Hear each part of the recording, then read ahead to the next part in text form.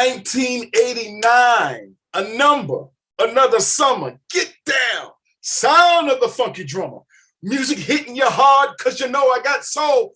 Brothers and sisters, don't you remember Rosie Perez jamming on Public Enemy's Fight the Power at the beginning, at the onset of this iconic classic film, 40 Acres and a Mule, Spike Lee's You Dig Show Enough 1989 classic movie, Do the Right Thing. This is Brother Heath L., Griot's Corner, back to Black Classic Film Review. And on today, we're going to be reviewing one of the most iconic classic films of the late 80s era. In fact, released in 1989. I was a junior at Hampton University. I remember the intensity of this movie and the buzz that it really caused, not just within HBCUs, but across the country and ultimately around the world. This movie, Do the Right Thing, really centers itself around the character Mookie, and it sort of in a way follows Mookie throughout the course of this day, even though every scene did not have Mookie in it, but it was still primarily centered around Mookie's experience on this hot, super hot summer day in Bed-Stuy, New York. There was so much that was happening within this time period because there was a rise in Black consciousness and Black awareness. There were those who were beginning to study Black history in a way that went before pre-slavery history, that really begin to see who we are as a people, as a culture. And so there was a rise in awareness of political and social issues that was taking place within the United States during that period. Also in 1989, many of you remember, precipitating the release of Do the Right Thing, there was the riot that takes place in Virginia Beach. You know, college students, Black college students, particularly from Norfolk State, Hampton, that would go, Virginia State, Virginia Union, that would congregate, and of course many other HBCUs, and then Black kids within the area that would just come together and congregate on Labor Day. Exchange with the police became violent, and the Black college students decided to not come back to Virginia Beach anymore after that. And then subsequently, after Do the Right Thing, then the beating of Rodney King, the exoneration of the officers who were beating him, the riots in Los Angeles during that period. And so there was so much that was taking place during this era, during this time, along with the rise in consciousness, but also there were still issues taking place with Black on Black violence. And though we don't like to always take a look at that dynamic, that was also present because there was such intensity. And I could go further into the social dynamics of it, the psychological dynamics of it. Black people in America who are all impacted by the Willie Lynch philosophy, even though you may not agree or there's been debate over whether or not Willie Lynch existed. The principles contained within that document were strategically used by slave owners throughout the South to keep their slaves distrustful of one another. And so all this has impacted generation after generation, resulting in a reawakening or resurgence of consciousness within the community during this period. This is the setting that Spike Lee creates Do the Right Thing. Again, it follows the day of Mookie. It's a classic cast that's a part of this movie. Danny Aiello, who portrays Sal, John Turturro, Richard Edson, who portrays his son Pino and Vito, Samuel L. Jackson's portrayal of Mr. Senior Love Daddy, Giancarlo Esposito's portrayal of Bugging Out, the late great Bill Nunn, his portrayal of Radio Raheem. In fact, him and Danny Aiello, may they both rest in peace. And then along with the classic, iconic Ossie Davis and Ruby Dee, who portrays the mayor and Mother Sister, may they rest in peace as well. So many components to this movie. And again, it sort of follows throughout the day the experiences of Mookie, of course, who has this toxic relationship with his girlfriend, Tina, portrayed by Rosie Perez. It follows him throughout the day. And again, look at the comparison, contrast, if you will. It's hot, the temperatures are boiling, and so are the emotions of the people. So are the feelings of the people during this period and during this day.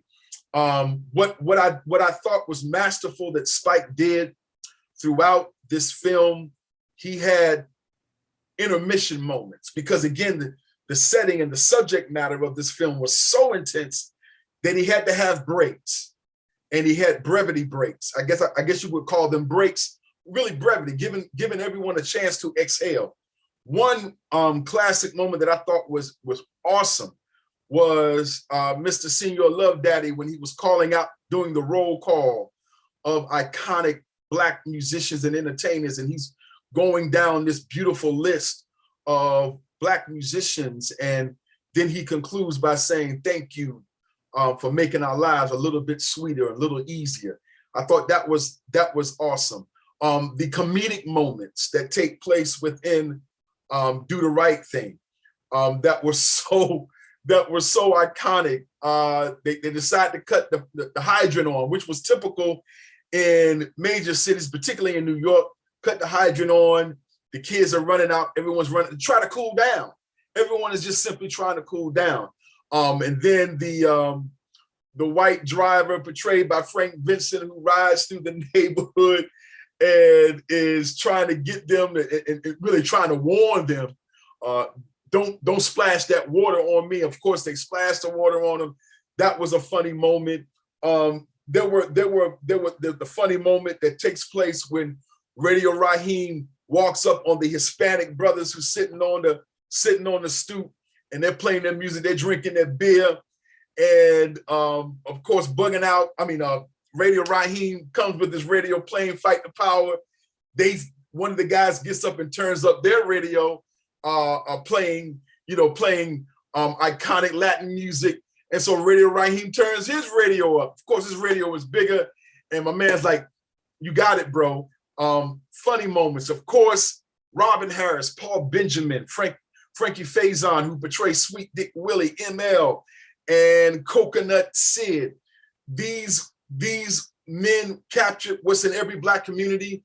They weren't necessarily down on their luck, but they pretty much how they spent their day was sitting out on the block, drinking their beer, chopping it up. Funny moments there. Robin Harris had some iconic lines in Do the Right Thing. And again, this brought balance. It brought sort of an intermission on the seriousness of really what ultimately is taking place in the context of this film. So there were those moments to sort of give the audience a breather, a break, if you will. And then the other brevity, or the other, I guess you could say, break in the tension, was the character portrayed by Spike Lee's sister, actress, producer, director herself, Joie Lee, who portrays Jade. And Jade attempts to create an atmosphere of balance. She's good friends with Sal. Of course, Mookie doesn't care for that, their relationship, but she tries to bring balance. She brings some balance to Sal, because again, Sal is high intensity as well. Don't know if he's full racist. I really didn't pick up that he was fully a full racist, if you will, but definitely Pino was. Pino was bigoted and racist, was angry about his father even having the restaurant there in the Black community. And then Sal has to explain to him, these kids grew up on my food. I've been out here for years, and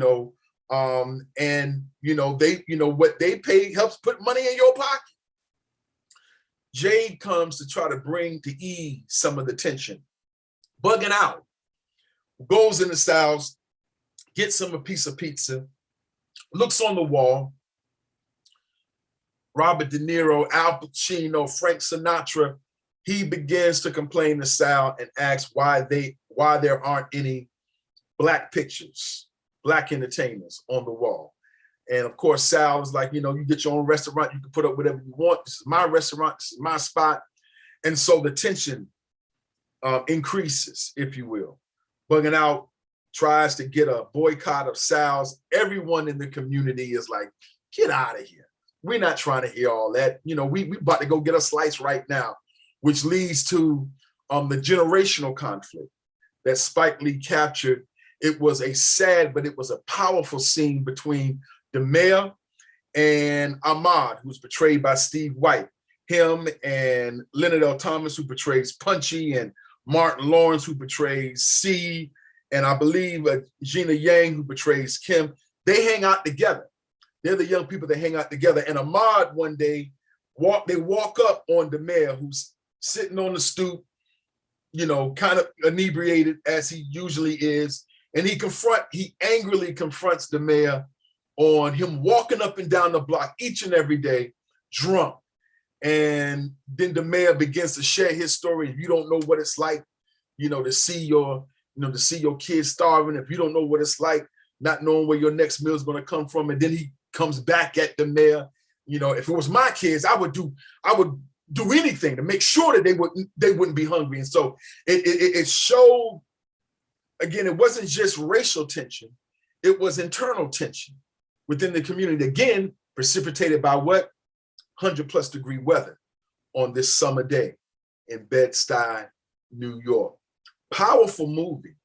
I remember in 1989, again, I was a young college student, a junior year at Hampton University, and I got a shout out to Hampton University and shout out to one of my classmates, one of the gentlemen who was in the theater department with me at Hampton, who this was his first movie, actor, producer, director, Dana Hubbard. Shout out to him.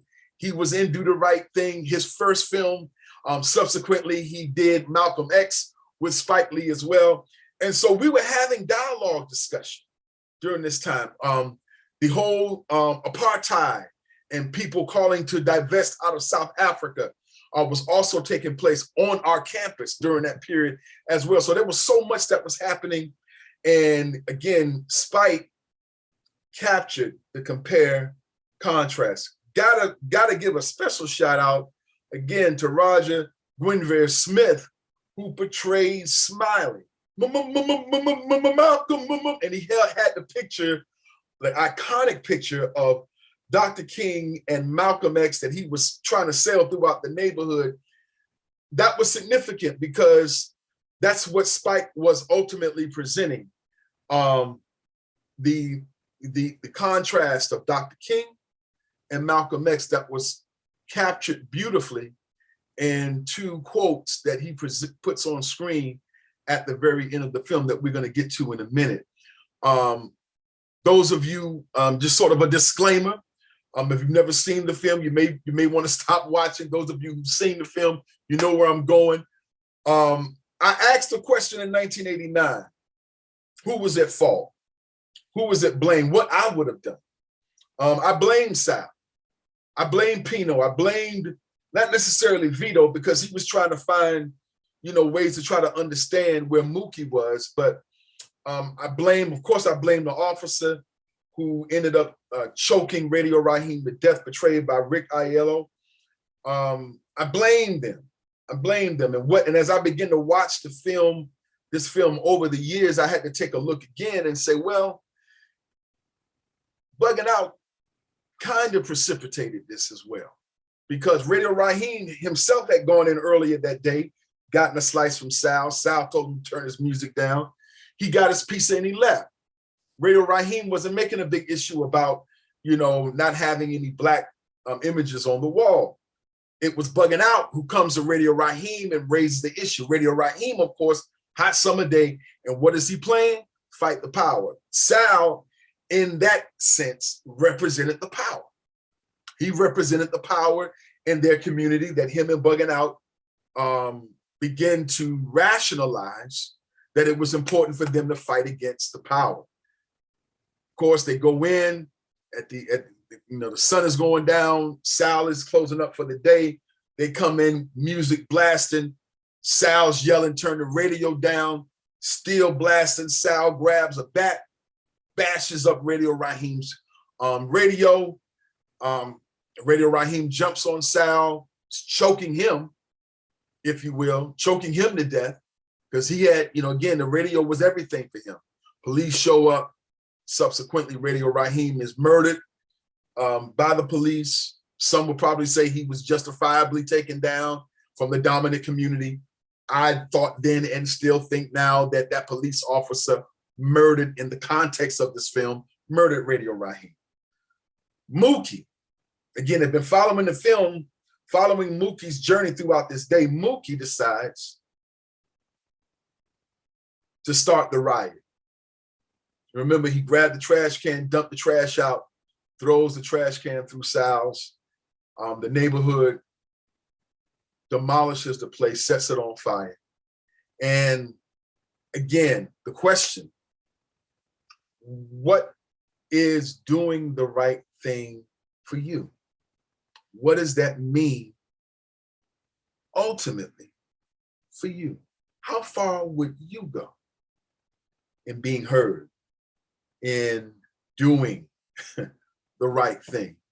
This film is again, it's a classic film, classic soundtrack, particularly with Fight the Power, a song by Public Enemy, which has been heralded as the greatest hip hop song of all time. This prompted dialogue. I remember the intense dialogue that was had during the release of this film. I remember the tensions, the racial tensions that Spike, it wasn't just dealing with the racial tensions of the movie as well. As I stated, it was also dealing with the internal issues within the Black community as well. And so, again, we find at the end of Do the Right Thing, once before the credits start rolling, Spike does a remarkable thing of showcasing two trains of thought, one from Dr. King and one from Malcolm X. And I just wanted to share those quotes again. Many of you may remember reading them as they're shown on the screen following the conclusion of the movie. Dr. King and then Brother Malcolm X. Violence as a way of achieving racial justice is both impractical and immoral. It is impractical because it is a descending spiral ending in destruction for all. The old law of an eye for an eye leaves everybody blind. It is immoral because it seeks to humiliate the opponent rather than win his understanding. It seeks to annihilate rather than to convert. Violence is immoral because it thrives on hatred rather than love. It destroys community and makes brotherhood impossible. It leaves society in monologue rather than dialogue. Violence ends by destroying itself. It creates bitterness in the survivors and brutality in the destroyers. I think there are plenty of good people in America, but there are also plenty of bad people in America. And the bad ones are the ones who seem to have all the power, and in these positions, to block things that you and I need.